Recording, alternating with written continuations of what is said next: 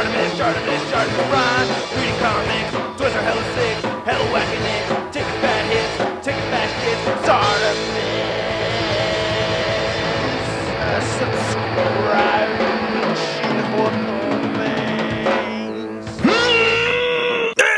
What's up, you guys? Showed Miss Primary doing another Transformers figure review on the Transformers 4 Deluxe class Bumblebee Evolution 2-pack Toys R Us exclusive figure. If you're trying to get your Transformers 4 figures, you can get them at Big Bad Toy Store. Big.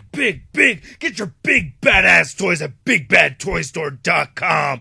Click the link in the description below. Later on, we will get the single-carded Deluxe class version of this Bumblebee over here. Some nice box art over here as well. We get a picture of G1 Bumblebee, all happy right there on the side. And then we have the back of the packaging. You can see the two Bumblebees. So it looks pretty cool, man. Let's get to it and crack this thing open. And here are the Bumblebees out of the packaging. And I think they are both very cool figures. I really like them a lot. I really like this new Deluxe class 2014 concept Camaro Bumblebee. This is actually the main reason why I bought the set. I really dig it a lot. And this guy's not too bad either. Now this little vehicle mode right over here, it's only at about 3 inches across. And then it's very tiny. It's what, like about an inch tall, something like that. I think it may have been a Legends class figure. It seems like it's a little large to be a Legends class figure actually. And he comes with this one weapon over here. And yeah, it's got this Dark of the Moon weapon kind of thing going on, which is where I think it's from.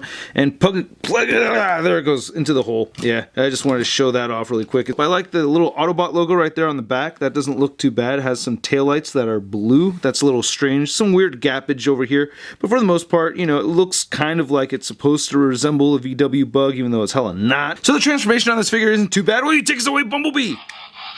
Bumblebee, transform Bumblebee. So you kind of want to just split this off on the sides, and these are going to be the arms over here. And then what you want to do is kind of let this open up, and it's going to fold back. So it has 2 hinges, and fold that in, then pull this down and fold that in. So those are going to be the fists, and then that's going to split apart right there. Those are going to be his legs, so you can see the little Bumblebee feet coming apart. And then you want to swing this down over here. That's going to be his belly, and then pull that back and just a little finagling. And that's pretty much it. This is not a bad looking Bumblebee figure. Like I said, I dig it. I think it looks pretty cool actually. The backpack isn't too big. He can hold this big ass weapon pretty well. Getting him to stand with it is a whole other story though. It looks like he's always going to be leaning back. And looking at the head sculpt, I like it. It reminds me of G1 Bumblebee as it's supposed to, as they're intending to do. And looking at the rest of the figure, I like it. It looks pretty cool. It does remind me of the Fall of Cybertron Bumblebee. There's no head articulation on this guy, but the shoulders can move outward. They can rotate forward. He does get some rotation at the elbow, and he can bend at the elbow. The wrists do not move side to side at all. He has no waist joint, but his legs move outward. They kick forward, and he bends just a little bit at the knee. And I guess the angles move up and down just a little due to the transformation. And in robot mode, he stands just a little over 3.5 inches tall. Seeing this little Bumblebee figure next to Classics Prime and Classics Bumblebee, I think it actually works in pretty good scale when you see him next to this Prime figure. Now, I really like this Deluxe class Bumblebee's head sculpt. It looks great. Now, the light piping, on the other hand, I don't think it works so well. I'm trying to get my light shining right over there. It works okay. You can see that. It's not terrible or anything, but it does take quite a bit of light to actually see it function.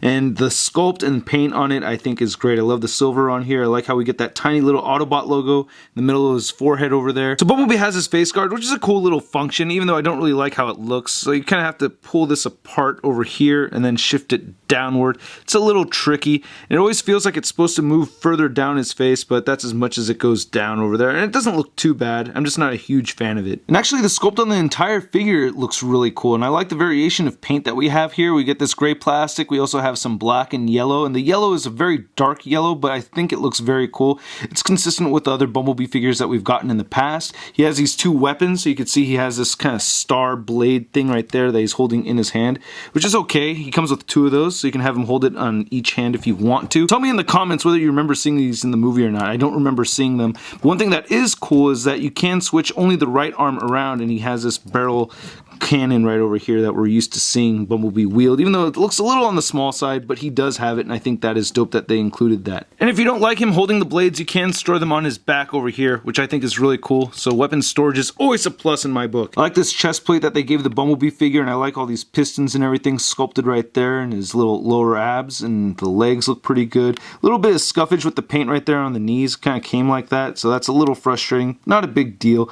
I like how the shins look over here. We get those Bumblebee toes. goes. And looking at the back of the figure over here, it looks pretty good. He does have a bit of a backpack. I can see how that bothers people, but for me, I actually like it. I don't think it's too bad. He can move his head up very far. I think that is pretty impressive. I'm digging that. He can move down just a little bit, rotate side to side. He has shoulders that move outward. You can move them forward. He has a little bit of this pivot right over here due to the transformation. He bends at the elbow, rotates at the elbow, no waist joint, and he does have hips that can move all the way outward, move forward. He has an upper thigh swivel, single jointed knee. He has this ankle piece that moves back a little bit, and then there's the actual ankle that moves up and down, and unfortunately no ankle pivot. Now this Bumblebee figure stands at about 5.5 inches tall, and here he is standing next to the Transformers 4 High Octane Bumblebee, and you can see this newer one stands just a little bit taller. And here's Bumblebee compared to the Voyager class Hound, and then the first Transformers movie Deluxe class Bumblebee. And you can see the size difference over here on how the Deluxe class is actually dropped in scale. Here he is next to Classics Bumblebee and the Marvel Legends Big Time Letdown Spider-Man. So I gotta say, I do like the transformation on this figure. There's one unique aspect to it, but yeah, let's get to it. Will you take us away, Bumblebee?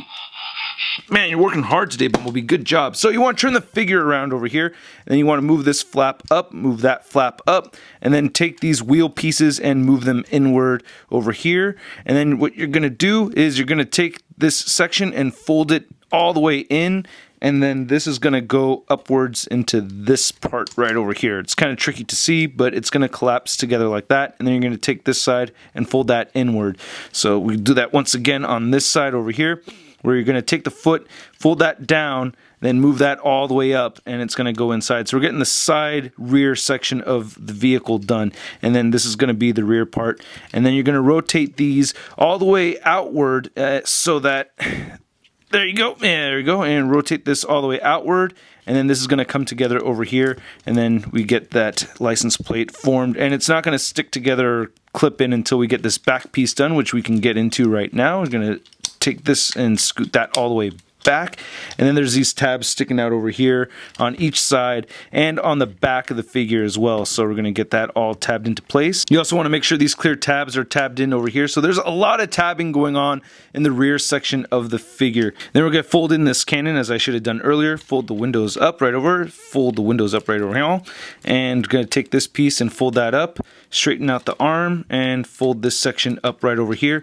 And this is a little unique function I like. It's not really a function, it's just part of the transformation, but you want to lift the chest open, and then this piece is going to get raised, and that's going to be the front of the car, and then you're going to fold this right back down again, and then we're going to shift these arms upward, and it's really going to complete the transformation. So get that all tabbed into place. There's clear tabs going into the roof of the car over here. This got untabbed over here, but that's pretty much it. Now you really want to make sure that this chest piece is tabbed in all the way, it's all the way pushed down, or else it's not going to be able to roll properly over here. And he does have weapon storage, which I think is really cool. So you can take these two blade pieces, and there's these two holes right over here and two holes over here. So you take this one and kind of just wedge that big notch for his robot mode, and then those two tabs go right in there, and then do the same thing over here. You kind of want to push it through here and then slide it up, and then make sure that each of those tabs go into place, and now it's all complete. So even with the weapons underneath here, it looks pretty good. And I think the figure rolls pretty well too. I'm surprised that with all this stuff, with this chest piece and all those weapons down there, that it's actually cleared out, so it's not really being hindered. All four wheels roll very nicely. I like it.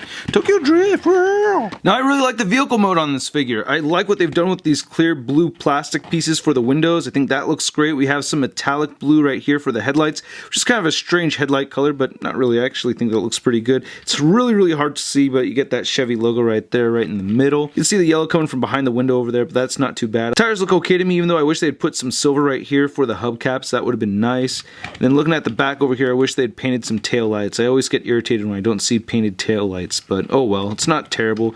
And then looking at the top over here, I really like how this design looks for this hood over here with all these vents. I think that looks really dope, and I like this boxy look at the front end. I think this is a pretty cool vehicle mode, man. I actually really like this a lot. So in his alt mode, Bumblebee's 5 inches across, and he's only about 1.5 inches tall. And here's our 2014 concept Camaro Bumblebee compared to the high octane Bumblebee, and I like both of them. They're both about the same size, really, but yeah, both very cool figures. So that's my review, you guys. I gotta say, I like this set. It's pretty cool, man, and I think it's a cool idea that Toys R Us is having these exclusives come out, even though this figure right here isn't totally necessary, but it's only a couple bucks more. It's, I think, 16 or 17 bucks for this 2-pack, as opposed to spending 15 bucks on just this alone.